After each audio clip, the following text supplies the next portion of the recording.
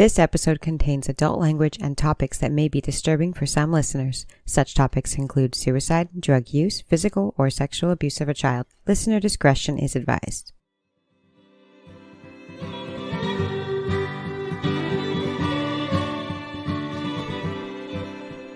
Hi, I'm Grant. And I'm Erica. And this is From Crime to Crime.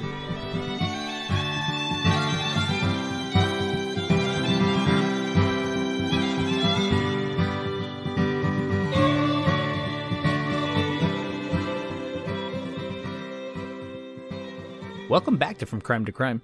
Hey, we're doing our very first Pennsylvania case, home of the Scranton Strangler. Yeah, but we aren't doing the Scranton Strangler. Well, no, not today, but we will do that case. But we're actually doing a case from Pennsylvania because we have had this sudden explosion with people from PA. So what's up, PA? Yeah, it's probably some weird glitch in our download stats and not real, but we're going to believe it.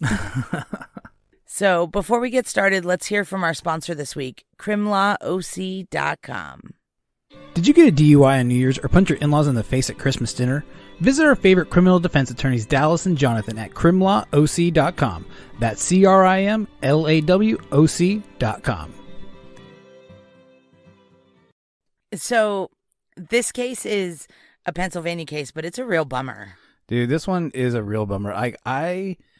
I hate doing kid cases. Like, they're interesting, they're important, we got to do them, but we've done a lot recently, and they're big bummers. Yeah, and we're winding down season 2, so season 3, we are not doing so many kid cases. I hate them. I know, can you believe it? We are almost done with season 2, almost 40 complete episodes in. Crazy. Yeah, so, and we're almost good at this. Well, don't get ahead of yourself. We're working on it. You I think, are really pumping out good stuff. I'm just, following along. Yeah. So, like we said, this case is, no, I don't mean that. I didn't mean that like, yeah. I know. That's why it's funny. I know how you meant it. You're looking forward to getting the story going. I get it. But, yeah. Anyways. Okay. Yeah. All right. Let's talk about the beautiful Oil City. Yeah, and we're not going to give you all the crazy backstory like most documentaries and podcasts and everything that we've seen on this case. They talk a lot about the city of Oil City and the history, and it's boring.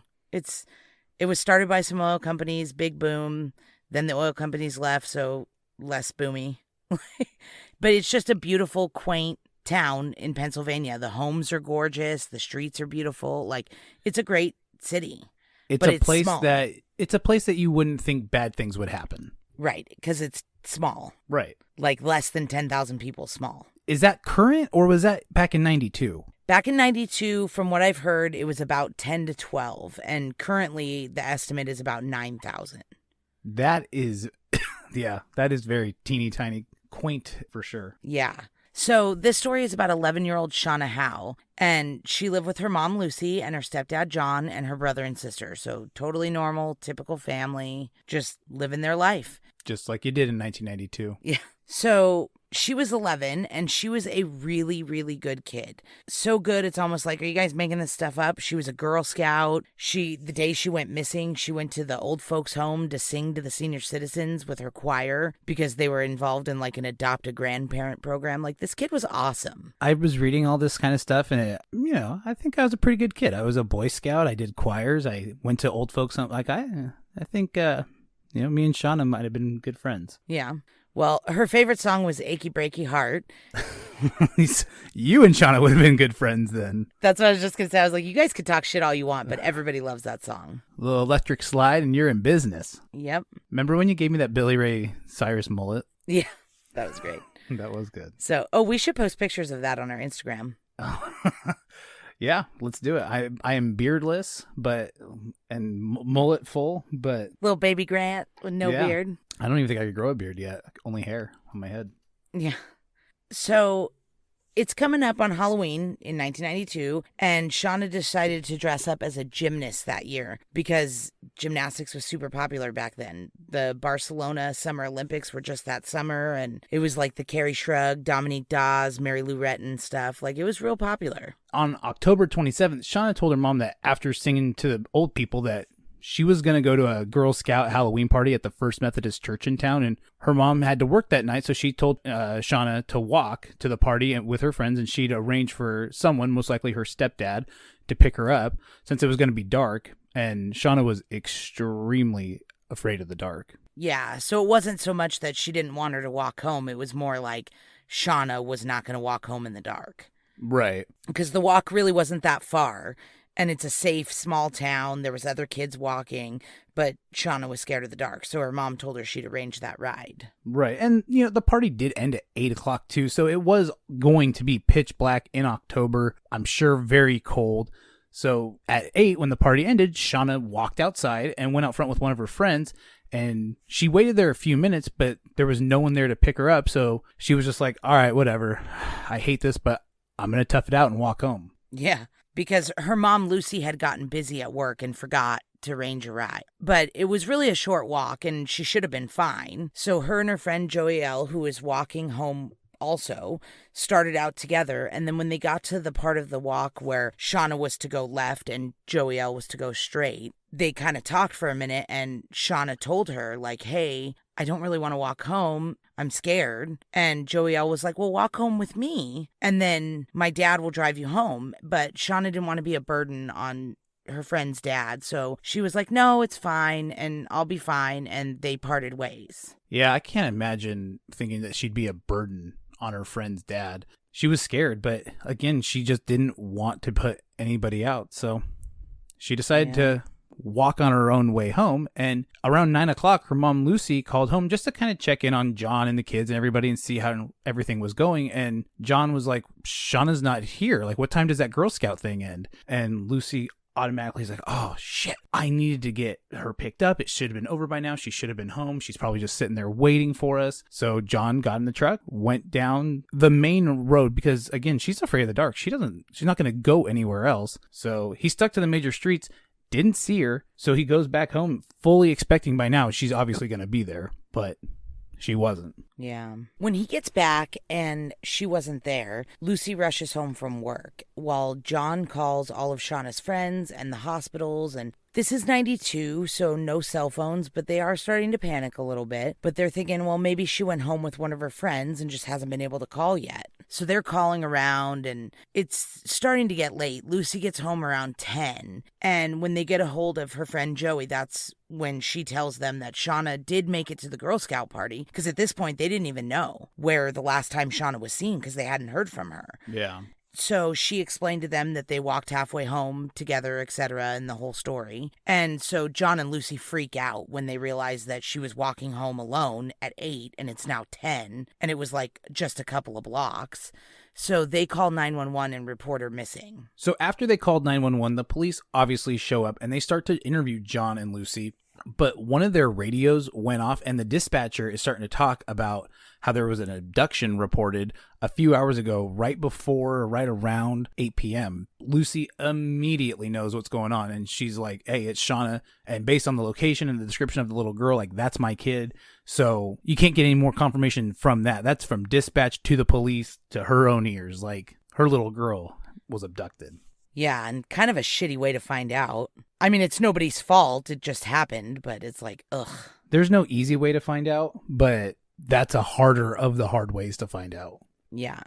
Now we're going to rewind back a little bit to about 8 p.m. when Shauna's walking home after she splits up with her friend, and a man named Dan Payton was walking and saw a little girl walking down the street, kind of a little bit farther down, but he could see her. And then he saw a tall, thin man smoking a cigarette a little bit behind the girl, and he kind of kept an eye and was like, this is a little weird. And then when they rounded like a corner where he couldn't really see them anymore, he heard a scream and he took off running towards the girl. And by the time he gets around the corner, he doesn't see anybody, just a small red car with Pennsylvania license plates speeding off. And he immediately was like, did I just witness a little kid get abducted? Like, I'm pretty sure that's what I just saw. And this is 92, so he doesn't have cell phones, so he starts pounding on doors until somebody answers and he's able to call 911 and tell them what he just saw. Oh my gosh. How absolutely insane to just be out on a walk and witness something like that. You know, like, that's unimaginable. Totally. So at this point, the police have a report of an abduction, but no missing kids. But they still jumped into action right away, and they set up roadblocks. They were stopping cars and asking people what they've seen. And, they're looking for this red car, and they're looking for a kid, and they're interviewing people. But so far, nothing's coming up. But then by 10 p.m., John and Lucy report Shauna missing, and now they're starting to connect the dots. They're like, oh my goodness, this is Shauna. They have a name. They know who she is. Right. And again, this is a small town, so word starts getting around, and the town is totally panicked over this.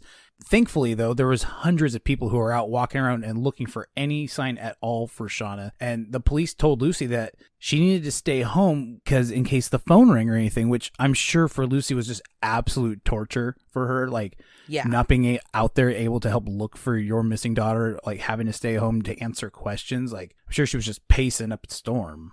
Yeah, she explained in an interview that I watched that it was like she felt like a caged lion, just doing circles in her den. She felt like she couldn't sit down. She couldn't do it. Like, she just wanted to be out there looking for her daughter. But the police were like, it's not helpful for you to be out there. Like, you could miss something, or you could find everything that you think is related to her. Like, it's not helpful. You need to be here in case somebody calls for ransom or something. And this is 92. People are still smoking and smoking inside. So she's just chain smoking cigarettes up and down, I bet. I mean, I don't have any proof of that, but that's what I've pictured. Just her chain smoking cigarettes walking through her living room, just crazy. So that's I just want to set the tone. Well, I don't know if she's a smoker or not, but. Me either, but it's 92. We can assume that she was. Yeah. So her brothers, Lucy's brothers, which would be Shauna's uncles, kind of headed up some search parties of volunteers, and people in this town really showed up for this family. They really adopted Shauna as our baby is missing. We need to find her. Yeah. Oh yeah. I mean, and because I think a lot of people saw their own families within this, and it didn't sit well with anybody for this small town to have something so heinous happen. Again, this is a place where bad things don't happen. Right. And there's not that, like when a kid goes missing, usually it's a family member or somebody close to the family. But in this case, they knew right away that it was an abduction. Like, there was no questions really that it was. I mean, later on, there'll be questions whether the family was involved. But up front, it was like this kid was taken. Yeah. And the people who are walking around looking for her don't know. Any of these people around could be the abductor. And we know now that people like to be close to the crime scene and know what's going on. Yeah. So very well, they have no idea. The person who did it could be their next door neighbor. Right. So this goes on for 2 days. Then on the 29th of October, a search party that was kind of headed up by Shauna's uncle was out at a place called Calder's Hole, which is like a secluded wooded area outside of town where people go to make out or do drugs or hunt or just be alone. Like Black Star Canyon. Yeah. Like Black Star, where we live. Okay. Just people go out there to do nefarious things, or even not that bad of things. They just things they don't want to do in town. So out in this area, they find a blue gymnastics bodysuit, and they call John, her stepdad, out to identify it, and it was Shauna's. So they searched that entire area pretty thoroughly that day, but there was nothing else. There was no other evidence of Shauna being there except her crumpled up bodysuit on the ground. I know. And that is so ominous. Just that bodysuit. That's so gross, because obviously she would have had to now be naked. Yes. But luckily they had the bodysuit and they were able to test it. And this goes from bad to worse, honestly, because there were already seminal deposits all over the suit. And the only good part about this was that they were obviously able to get a full DNA profile from it. Right. But that's traumatizing for these detectives and for the people of this town, because they're like, here's her bodysuit of an 11-year-old and there's seminal deposits on it. Yeah. Oh, yeah. This is bad. Yeah, it's totally bad. But now the next day is October 30th, and a hunter calls in that he was walking across this abandoned train trestle, and it was in the same area that the police had searched before when they found a pair of kids' shoes placed on the bridge. And this is super weird because, again, the police had just been here, and there's a pair of kids' shoes. There's a 33-foot drop down below, and there in the creek bed was a little girl's body. Yeah, which obviously wasn't there the day before when they had searched. Yeah. And these shoes were placed awkwardly. One shoe was facing one direction and the other shoe was facing the other direction. They weren't like kicked off of somebody. They were placed there, like almost like a taunt. I think it was a taunt. This was, something to say like, oh, you've already checked here. Well, we've been back and you missed us or something like that. Or, and you wonder too, is it the people in the search party who like, okay, the search party's over. Oh, drop these, like now that I know no one's missing them and they've seen me here. Yeah, so when searchers and investigators arrived to investigate this body, it was clearly Shauna. The 3 days of terror and panic that this community was in, this is what they were afraid of the whole time. And now this is what they find. Yeah, everyone is going to be devastated once they find this. But luckily, Shauna's uncles were able to get to the house first and they told Lucy. In interviews, she recalls this, and it's heartbreaking to watch, honestly. And John describes the scream of wailing that came out of her, and he says that it's soul-shaking. He says it was just this primal thing that he's never going to forget. Yeah, and he speaks so eloquently about it. Like, he really paints the picture of what it was like to be there with her. Like, in these interviews that you watch with him, like, the way that he describes it, we can't even describe it the way that he describes it, but he's like, you just know that it was the sound of a mother losing her child. Like, it's this, like, weird instinctual thing that you just know. So it's really awful to see these interviews and stuff and the pain this family's going through. But at this point, the detectives are doing everything they can to find this monster. And it's kind of nice to be able to have an episode where we're not talking shit on the cops. Like, these cops did everything they could. Yeah. And even to this day, like, when these hardened police officers who are now in their 60s are interviewed, they're still bawling, like this hit them hard. Yeah, it did. I mean, grown men crying on TV, like, yeah. And they can't hold it together when they talk about Shauna. This shook the community so bad, though, that it even took the city council canceling trick-or-treating and everything because everybody was afraid because nobody knew. Like, who... Yeah, nobody knew who did it. Yeah, or whom did it. Several people... Yeah. Initially, they just canceled Halloween that year. Right. But then subsequently, they banned nighttime trick-or-treating. The kids in this town had to trick-or-treat during the daytime, like the Saturday before Halloween or the Saturday after. Like, this town, it ruined Halloween for these kids in this town because they didn't know who this monster was. He was just out and about. For like an entire generation of kids, too. Like, it was a while that just kids didn't trick-or-treat in this city on Halloween. Yeah. And all these detectives described the horrible things that they found out at this autopsy, like she was abducted and abused physically and sexually, but her cause of death was one of the most devastating things that they found because she died from blunt force trauma to the head and chest from the 33-foot fall from the train trestle bridge. So that means she was alive when whoever took her threw her off of the bridge, and she survived in that creek bed for anywhere from 5 to 30 minutes before she succumbed to her injuries. This is horrible. You can't imagine. Like, she was alive the entire time that they were looking for her. That's what's crazy because in most abductions or missing children or whatever, they're usually dead within 24 hours. Right. So it's devastating to find out that for 3 days that they were intensely searching for her, she was alive that whole time. And it kind of matches the shoe thing too, because this just proves that the killers were taunting the police again by throwing her body in the same place that they had looked. And she was alive. Yeah. So they were taking DNA samples from everybody. Neighbors, her stepdad, John, her uncles, all of her stepdad's friends, all of her uncle's friends, all of her friends' dads, neighbors, just everybody. Did you know they even asked for a DNA sample for her 12-year-old brother too? Yeah, and Lucy kind of got mad when they did that and was like, what in the hell? He's 12, but the cops were like, hey, he's old enough to ejaculate. Like, we have to not leave any stone unturned. And even the brother was like, Mom, just let me do it. Like, I didn't do anything to my sister. I want to help. At this point, it's really the only way he can help, I mean, by eliminating himself, at least he can take that worry, that doubt out.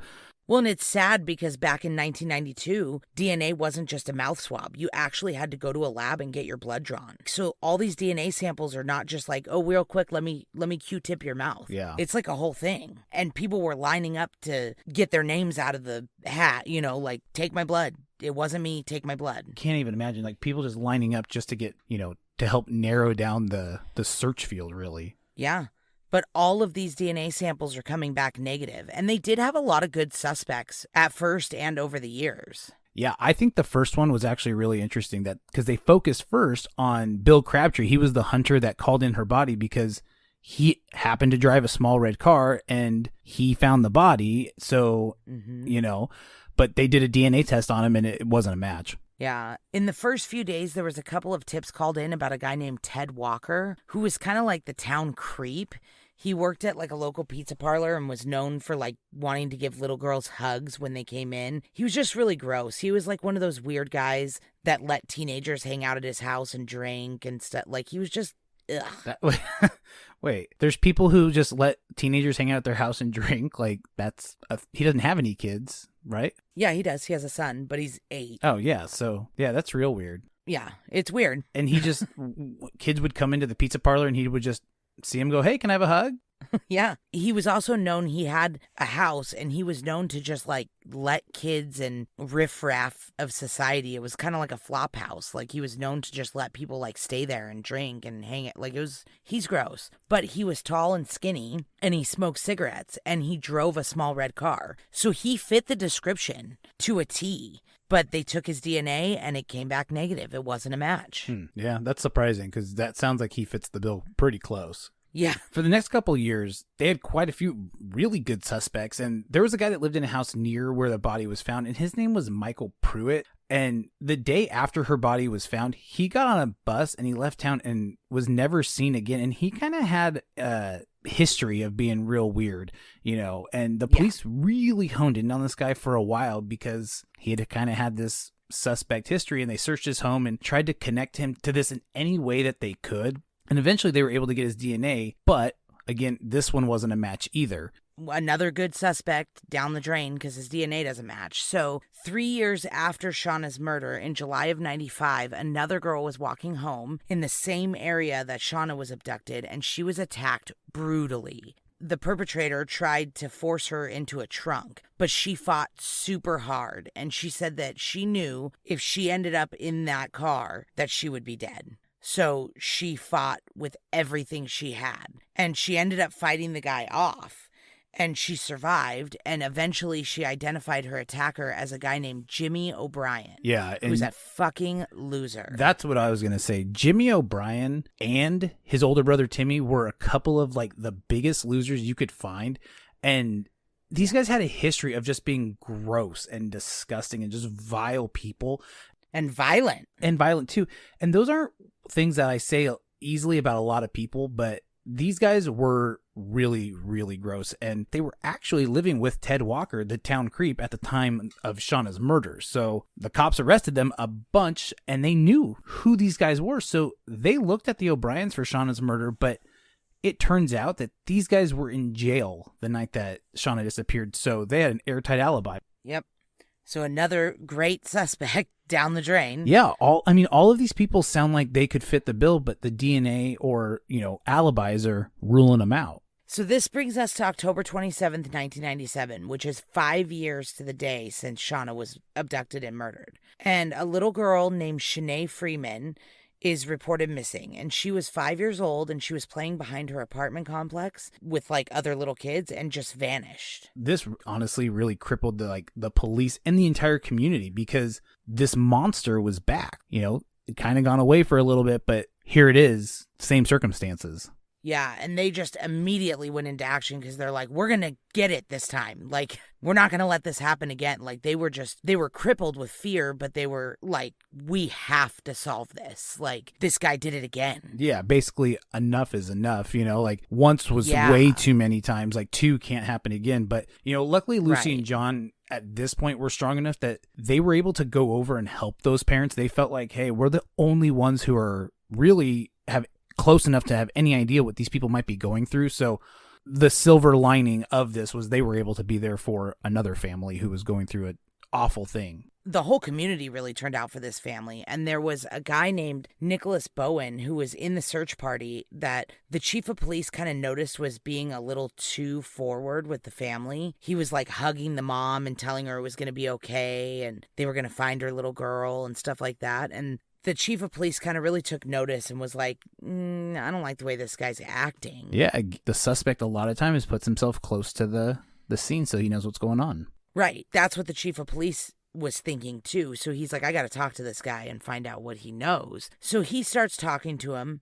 The police chief describes it that if somebody is guilty and you can kind of like connect with them, if there is some way to like touch them physically, sometimes they'll just collapse under your touch because they're barely really holding it together. So he was talking to this Nicholas Bowen guy and was like, man, we really need to find her. We can't go through this again as a community, And he was talking to this Nicholas Bowen guy and he just kind of casually touched him on the arm and was like, we really need your help. And the police chief said he just crumbled and started crying. He literally laid his head in the police chief's chest and was just bawling and was like, she's hurt bad, man. She's hurt bad. And he told the police chief, she's bleeding really bad. And the police chief was like, hey, I've seen a lot of people bleed bad and they live, man. You got to get us to her. So he leads the police to a shallow grave where he had buried Shanae Freeman after he had thrown her off an embankment. Oh, so it's almost identical to what happened with Shauna minus the shallow grave.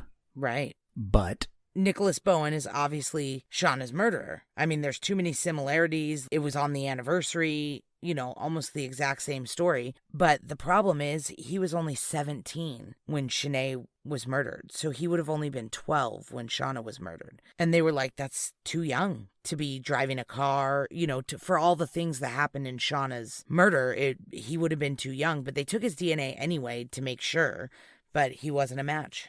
And obviously, again, I mean, police go from, hey, we might have this to nothing again. This was devastating for them and for, again, the whole community. And yeah, because now they have two monsters. Right. Yeah. I mean, luckily they caught one, but they're still Shauna's killer, and the case went cold. Yep. Until 1998, when Richard Graham, who is now a detective, and at the time he was a patrol officer when Shauna had gone missing, he takes over the case in his spare time. Like, it's when, something active isn't going on, this is kind of what he's working on. Right. His wife described it as he had like 72 active cases, and he would read through Shauna's case at night when he got home from work. Yeah, well, like he was committed to solving this. He was doing true crime stuff before true crime was a genre, huh? Well, I mean, he was a detective, so it was kind of his job. Kind of his thing. Yeah, kind of his thing. But he's described himself as slow, and it was pretty funny in an interview that I watched. He's like, I'm slow, so I have to read things over and over and over. And his wife, like, from off camera was like, he's dyslexic. He's not slow. And he's like, I'm slow. It's pretty funny. But this actually ended up, obviously, it's a thing he struggles with, but it made it to where he has to read things over and over and over and over to make sure that he doesn't miss anything. And he ended up starting to pick up on stuff that had been overlooked in the case file the whole time. Yeah, like she had a partial boot print on her face that he or no one else had really noticed before. And so he went to go talk to the medical examiner, and they went back and forth kind of discussing what injuries or lack of ligature marks. And they realized that they were actually probably looking for a pair or a team of attackers, not just one single person.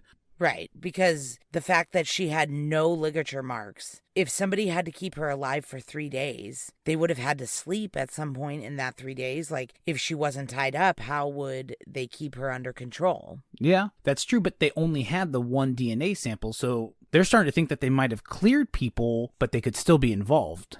Yes, because even though their DNA didn't match, they could have been one of the other assailants, because the abduction looked like at least two people, somebody driving the car and then somebody that put her in the car. So, which would make sense, because if, one person got her into the car real fast, then they could just drive away really fast. Yep. So Rich started looking back through all the suspects and double checking alibis because he was worried that they crossed somebody off the list that shouldn't have been. This is when he comes across the O'Brien brothers again, Jimmy and Timmy, the winners that we talked about before. And he's like, oh, yeah, they were in jail. But then he starts to think, and he's like, well, let me double check that because there's nothing in this file that proves that they were in jail. It's just kind of been common knowledge that they were in jail. So when he double checks it, he finds out that they had been arrested and that they were in jail, but they bonded out before Shauna was abducted. Isn't that nuts? So they were totally free and capable of doing this, and their DNA was never checked because it was assumed they were in jail. This is what I'm talking about. 92 is still part of the lawless land because, there wasn't the systems that we have in place now to know these kinds of things. So this just, oh yeah, they were arrested and moved on, when in reality, like, these guys were out after all, after they had been ruled out. And it's sad, though, because this is really the only mistake that the police made in this whole investigation. And honestly, I think it's an easy one to make. It's not an excusable one because of, like, what's going on, but it's an understandable one to make for sure. Totally. It's sad that it happened, but thank God for Detective Graham that he double-checked it at some point. This is what we've always talked about in cases. Mistakes are always made, but it's how you handle them. And if you go back and go through and look and they're like, oh shit, we made a mistake, you can still solve it. If you would just admit that you're wrong like they did, they were like, well, maybe we made a mistake. And he double checked and they did make a mistake. And this was obviously going to end up being huge for them because they didn't take their DNA before because they couldn't have done it. They were in jail. So what was the point? So now both O'Brien brothers were in prison at this point, one for child molestation and the other one for that attempted abduction where he brutally attacked that girl. And it took Detective Graham quite a bit of time to get their DNA because they had lawyers at this point. But he finally did, and in 2002, the DNA came back to a match with Jim O'Brien. Bingo! Yeah. Got him! Yahtzee! Yeah. Hey, look at that. Well, that's because I know that you like to Yahtzee things, so I took it. Yeah. I thought you'd like it, and then you Yahtzeed it too, so. Yep. So then they started looking at the fact that during this time that this happened, the O'Brien brothers were living with Ted Walker. The town creep. Yeah, and he fit the description of the guy who abducted her, the tall, skinny, cigarette-smoking guy with the red car. And isn't this kind of what you pictured anyway, like a tall kind of like smoking a cig? Like, this is kind of the town creep is kind of what you were expecting anyway. Yeah.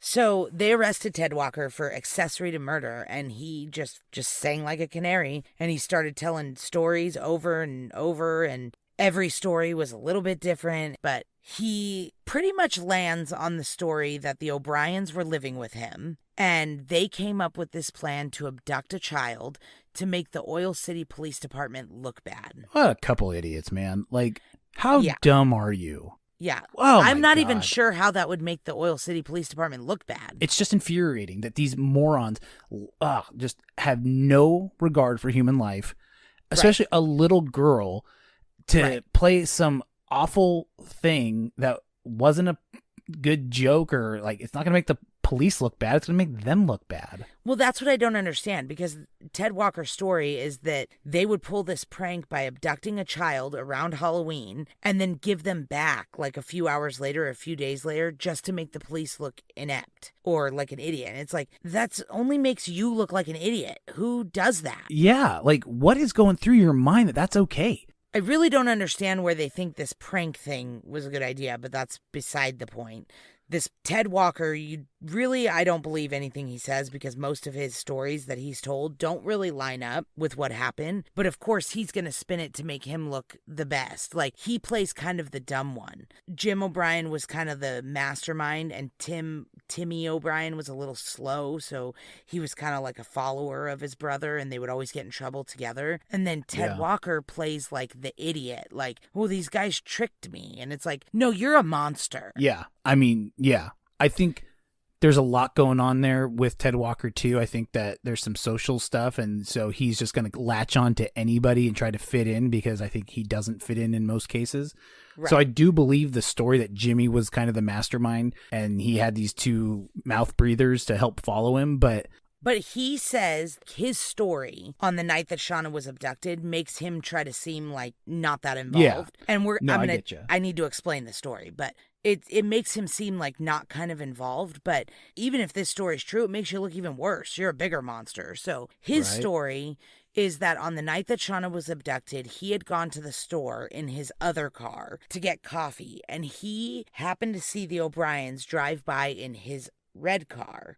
And he followed them and was like, what the hell? Why are you driving my car? You didn't even ask me for permission. And they told him that they moved the plan up from Halloween night to that night. They had to abduct somebody that night. And so in Ted's bullshit story, he's just like, okay. And he followed the O'Briens until they found Shauna. Yeah, and then he says he got out of the car and he helped grab Shauna and throw her into the red car. And he went back to his car and went home. Yeah, so he says that 15 minutes later, after he got home, the O'Briens came in carrying Shauna upstairs, which that doesn't make any sense because Dan Payton, the witness who saw Shauna being abducted, when he came around the corner, he saw no people and he just saw the red car taking off. So Ted Walker's way more involved than he tries to make it sound, but... Yeah, Ted Walker's in the damn car.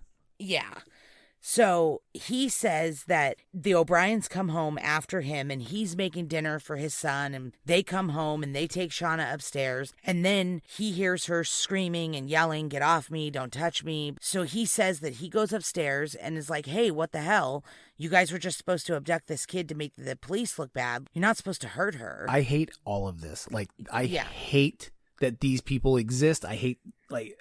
Yeah. So the O'Briens tell him to go downstairs and worry about his own son and not worry about what they're doing. And Ted says that he took this as a threat to his kid. Shut up or your kid's next, pretty much. So he says that he took his son, got in the car, and they left. And when they came back later, the O'Briens and Shauna were gone, and he never saw her again. Which is my God. Total bullshit, because even if you were scared for your son's life or whatever, you put your son in the car and you left. Why didn't you go to the cops? Yeah. And say, look, these guys are in my house attacking a child.